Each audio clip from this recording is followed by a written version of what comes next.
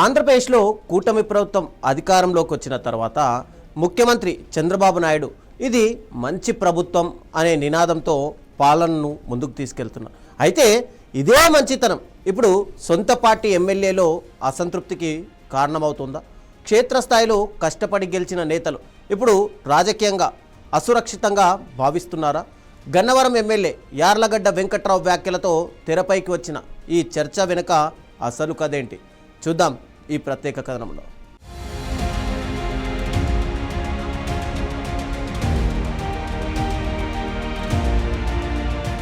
కూటమి ప్రభుత్వం ఏర్పడిన తర్వాత చంద్రబాబు ప్రభుత్వం పరిపాలనలో పారదర్శకత, ప్రతీకార రాజకీయాలకు దూరంగా ఉండడం, అందరికీ సమాన న్యాయం అనే నినాదాన్ని అనుసరిస్తోంది. ప్రభుత్వ పరంగా ఈ వైఖరికి మంచి స్పందనే వస్తుంది. కానీ ఇదే విధానం తెలుగుదేశం పార్టీకి చెందినటువంటి కొందరు ఎమ్మెల్యేలో ఆందోళనకు మాత్రం కారణమవుతుందనే చెప్పాలి.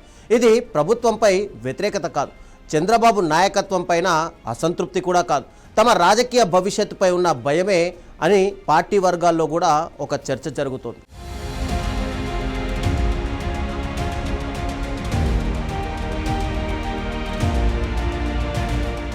గత 5 ఏళ్ల వైఎస్ఆర్సీపీ ప్రభుత్వంలో అనేక ఇబ్బందులు ఎదుర్కొని పార్టీని కాపాడి చివరకు గెలిచిన టీడీపీ ఎమ్మెల్యేలు ఇప్పుడు కొత్త పరిస్థితిని ఎదుర్కొంటున్నారు. నియోజకవర్గాల్లో పాత అధికార పార్టీకి చెందిన వ్యాపార వర్గాలు, కాంట్రాక్టర్లు, ఆర్థికంగా బలమైన వర్గాలు ఇప్పటికీ తమ కార్యకలాపాలు కొనసాగిస్తున్నాయని, ప్రభుత్వ ఉదార వైఖరి వల్ల వారు మరింత బలపడుతున్నారని కొందరు నేతలు కూడా భావిస్తున్నారు. ఇలా ప్రత్యర్థులు ఆర్థికంగా మరింత బలపడితే రేపు స్థానిక రాజకీయాల్లో తమకే సవాల్గా మారుతాను అనే ఆందోళన మాత్రం ఇప్పుడు ఎమ్మెల్యేలో వ్యక్తమవుతున్నట్టుగా తెలుస్తోంది.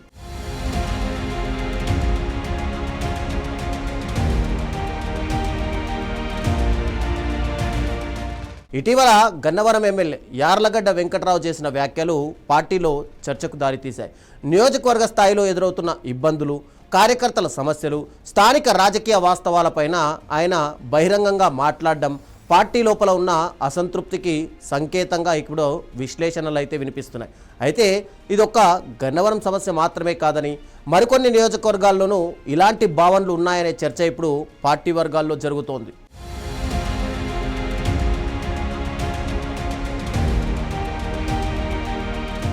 ముఖ్యమంత్రి చంద్రబాబు నాయుడు ప్రస్తుతం అమరావతి నిర్మాణం, సంక్షేమ పథకాలు, పెట్టుబడుల ఆకర్షణ, రాష్ట్ర ఆర్థిక వ్యవహారాల వంటి కీలక అంశాలతో ఇప్పుడు బిజీగా ఉన్నారు.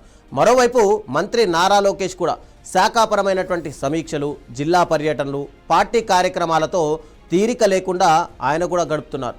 ఈ పరిస్థితుల్లో నియోజకవర్గాల స్థాయిలో ఎమ్మెల్యేలు ఎదుర్కొంటున్న రాజకీయ సమస్యలు, కార్యకర్తల యొక్క అసంతృప్తి, స్థానిక పరిస్థితులపైన అధిష్టానంతో నేరుగా చర్చించే అవకాశం తగ్గుతోంది అని చెప్పి ఇప్పుడు సర్వత్రా ఒక అభిప్రాయం వ్యక్తమవుతుంది. ప్రస్తుత పరిస్థితుల్లో ఎమ్మెల్యేలకున్న ఈ అంతర్గత వ్యూహాత్మక సమస్యలను అధిష్టానానికి వివరించడం అనేది ఒక పెద్ద సవాల్గా మారి ముఖ్యమంత్రి చంద్రబాబు నాయుడు క్షణం తీరిక లేకుండా గడుపుతున్నారు. మరోవైపు నారా లోకేష్ కూడా సమీక్షలు, పర్యటనలతో బిజీగానే ఉన్నారు. ఇక కింది స్థాయి ఎమ్మెల్యేల వ్యక్తిగత బాధలను కానీ, నియోజకవర్గాల గ్రౌండ్ రియాలిటీలను లోకేష్ ఒక్కరే పూర్తిగా వినడం లేదా పరిష్కరించడం అనేది ఆచరణ సాధ్యం కాదు అని తెలుస్తోంది. క్యాడర్లో కూడా ఒక విధమైన ఒంటరితనం, ఆవేదన గూడుగట్టుకుంటున్నాయి.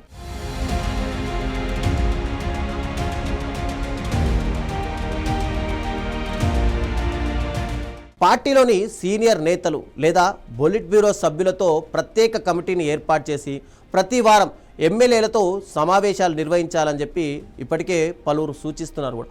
అలా చేస్తే నియోజకవర్గ సమస్యలు నేరుగా అధిష్టానం దృష్టికి వెళ్తాయని, ఎమ్మెల్యేలో ఉన్న అసంతృప్తి తగ్గే అవకాశం ఉంటుందని భావిస్తున్నారు. పార్టీ ప్రభుత్వాల మధ్య సమన్వయం కూడా మరింత బలపడుతుందని కూడా విశ్లేషకులు అభిప్రాయపడుతున్నారు.